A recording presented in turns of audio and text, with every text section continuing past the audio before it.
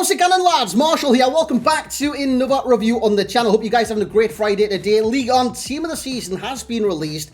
And with that, we've got a flashback Marco Verratti. Price-wise, I mean, $250 minimum on each console right now, with $260 on the PlayStation. That is, like, literally right now as I'm editing this. That could drop, that could rise, probably about $50k each way with fodder. But, yeah, I mean, for a Marco Verratti, if you can remember, like, previously in the year when we got, I think it was the rule breaker version, everyone was breaking down over the pace split. Everyone was like, dude, the pace split is terrible. I mean, he's got great acceleration, but terrible sprint speed. That's not an issue with this card, and it wasn't an issue back then. I think with the role that Verratti gives you, acceleration is absolute key in that position. And it's the same with this card as well, where acceleration trumps all. If you want to close down your opponents, you need that acceleration, that area of the pitch. Whereas if you're being counter-attacked or something like that, you need to chase them down, you know what I'm saying? So Marco Verratti, you can see by his stats, are literally incredible. He's got those medium-high work rates as well, and that kind of... You want to use him like as a CDM, but a CDM that can play, make do 1-2s and allow the freedom to get forward. Today I play a 3-5-2 formation. One CDM is on stay back while attacking. I use that one as Guendouzi. I give Verratti kind of the freedom to get forward when he wants to, because naturally he's going to sit back anyways, slightly more than other centre mids or CDMs with different work rates, because he's got medium high. 4-star combo, and this is the reason, these stats are the reason I kind of give him the freedom of the pitch. These are incredible playmaking stats. He's technically gifted. I mean, look at the dribbling stats, man. His lowest stat in there is 93 reactions. And that is insane for reactions. 95 agility, 98 balance, 96 ball control, with 95 dribbling and 97 composure. You'd be happy with that on like a Neymar, you know what I mean? Even though I'm just exaggerating, Neymar's got 99, you know what I'm saying? But that would look good on a winger at the start of the game. That would look like amazing. That would be like an NCA winger stats for the dribbling. It's insane. Passing wise, Pirlo would probably be jealous of these. 97 vision with 97 short pass, 89 crossing, 97 long pass, 91 curve. Wow. Defensively, obviously that's where he's going to be judged the most because of his work rates, and if you utilize him as a CDM. Defensively, 95 aggression. What do you need to help aggression perfectly to go for the challenge when the tackles come out with the ball?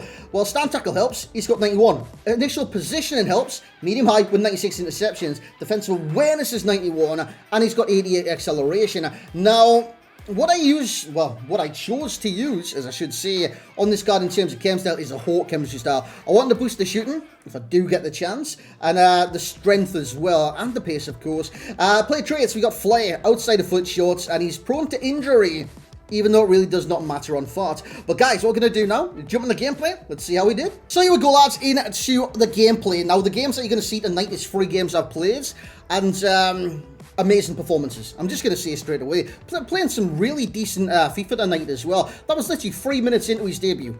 He picked apart the defense just with the 1-2s back to him, because every single time he makes a pass, if you do trigger the 1-2, he goes forward, right, into the space. If you want him to sit back naturally in that space, don't press anything. He'll naturally, when he does pass the ball, just drop back just that little bit. You know what I'm saying? Into freedom. So you can always use him as an outlet, whether it's in this position. I don't know what I'd do on this occasion. I think I'd just go for the dribble. But, yeah, have a shot at the end of it, don't I?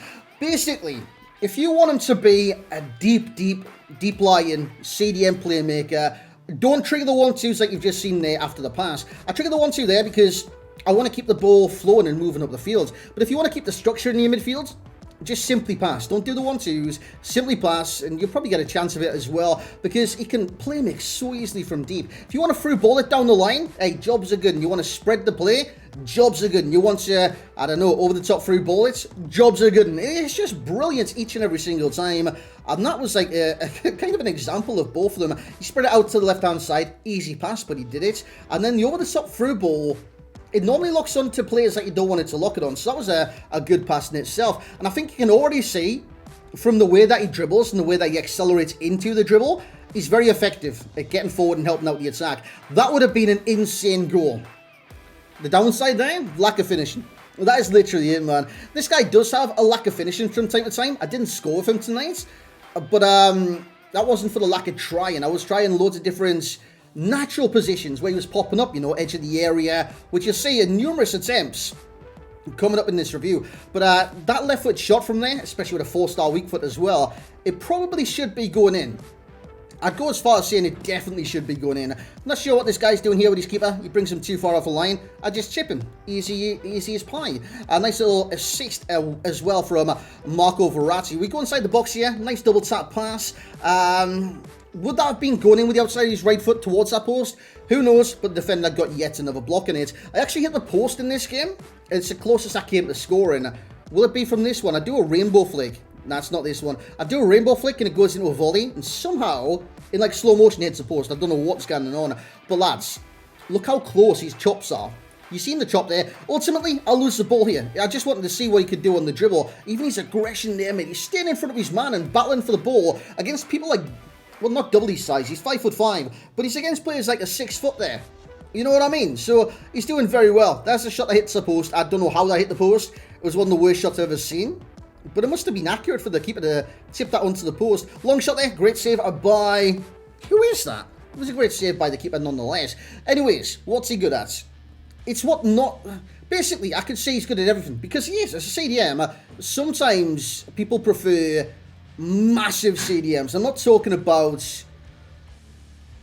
I don't know where I was going to go with that. Massive something. But, yeah, in terms of height, people like tall defensive midfielders. Fabinho, for example. People like that kind of leg span where they can just intercept all over the pitch. You know what I'm saying? But Verratti, he can do exactly that even at 5'5" because his positioning is that good. So up his pros. Dribbling, passing, defense position, pace, and passing. Wait, did I say tackling? Not too sure. But guys, let's get into the summary. So there we have it, lads. That was Marco Verratti's 93 rated flashback from tonight's release. Of course, we will get into the Team of the Seasons from League On as well. I'm going to let this out for the night and we'll put some more out in the morning. But yeah, this card was kind of a breath of fresh air in the CDM position. Now, obviously, you guys will use CDMs in this game. Everyone uses a CDM, where it's a centre midfielder that's sat a little bit more defensively. So I think, like, in comparisons to other CDMs, I think I've chose the right choices here. I think he's more similar to the Tonali, though. If you look at, like, Sandro Tonali, right? I'm just going to bring it up on my screen, for example. He plays a lot like Tonali. Very good dribbler, very good passer of the ball, very good at intercepting, stuff like that.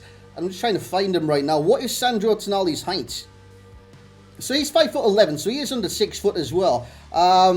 Yeah, 3-star skills, 4-star dribbling, but you look at his stats and the layout and everything, it's just nice. And where does Tonali lack? Finishing. Where does Verratti lack? Finishing. They're basically two peas in a pod, to be honest. And then, obviously, I drew comparisons to... who was it? Henderson. He looks a lot like Henderson, stat-wise as well. And, of course, Fernandinho. I've used that Fernandinho a lot, right? And defensive positionally, he plays a lot like Fernandinho. So if you've got these players and you're asking, is Verratti better than these? I believe he's better than all of those. Not put together, because that's just ridiculous. But I do believe he's better than Henderson. I believe he's better than Fernandinho. And I truly believe he's better than Tonali as well. He plays the role so well, because not only is he, well, he is 5'5", but he's very combatant. So combatant. And this is the key when you want, like, CDMs to play that role perfectly, right? Medium-high, I think, is a must for a lot of CDMs in this game. You want aggression. You want sensational positioning. You want tackling. And then you want something else to help you in that kind of area. But he's got all of those. And then he's got added benefits. He's got a sensational dribbling. Great agility. By the way, agility, it really helps when you're jockeying, right? So, for example, if you've got manual jockey, holding left trigger, you're trying to cover the passes yourself, you're trying to close a gap, like the distance to the player that's got the ball. Verratti can, like, literally change direction within a blink of an eye.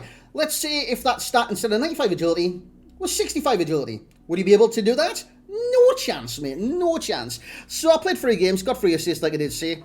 8.9, 9.3. I think that was a man-of-the-match performance as well. And a 9.0. 10 for passing, 7 for shooting. I think that's his downfall with this card, is his shooting. But he's not necessarily that type of player. I think he's a deep-lying playmaker. If you can shoot, or you want to shoot, try and put the power, maybe finesse into it.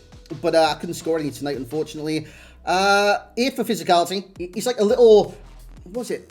A dog. It's like a terrier. Those ones that like bite at your ankles, mate. You ever seen Jurassic Park? The Lost World, where that guy, right, he falls in like a lake, but it's not a lake, it's a stream, and all those little miniature dinosaurs like jump on him. I'm comparing Verratti a minute to What's wrong with me? I'm comparing him to a miniature dinosaur that disembodies someone in Jurassic Park. This is ridiculous. And dribbling would be a 9 as well. Anyways, overall ratings before I go on another Jurassic Park kind of comparison, which I don't even know where that came from. Anyways, overall rating for Marco Verratti, like it is here, I reckon he's better than the 3 examples I've shown today, but he is very similar to all 3 examples as well. He's going to get a 9.7 for myself. I reckon he's truly brilliant in that position, and he does exactly what you want from a CDM, but he offers you more. So he's like a perfect CDM that can offer you way more than a natural CDM. And I love it, man. You've seen the players I was doing tonight with Verratti in the team. It was sensational at times. And I'm not blowing my own trumpet or anything like that. Some sexy FIFA was being played. Value for coins, you're looking at 250 and 260. I reckon it's a good price. Before you shout at us, lads, listen to my reasoning. It's 250 on the Xbox, 260 on the PlayStation. My reasoning is, I've seen some prices before the players I compared them to, right? And one of them was Mr. Jordan Henderson. Now, Jordan Henderson is on the transfer market, right? So, I mean, there's a lot of him out there. He's 235k right now. Tradable. In the Premier League, he's more of a box-to-box, but you can definitely utilize him as CDM.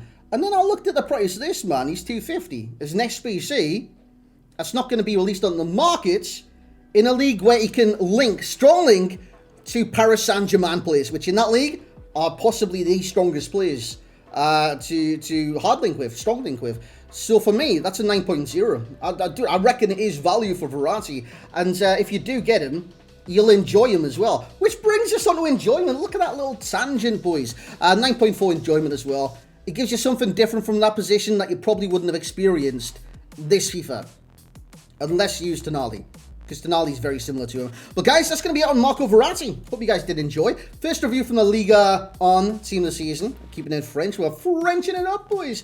But merci beaucoup for regardez le vidéo. Je ne comprends pas. Je ne parle pas de français. Au revoir.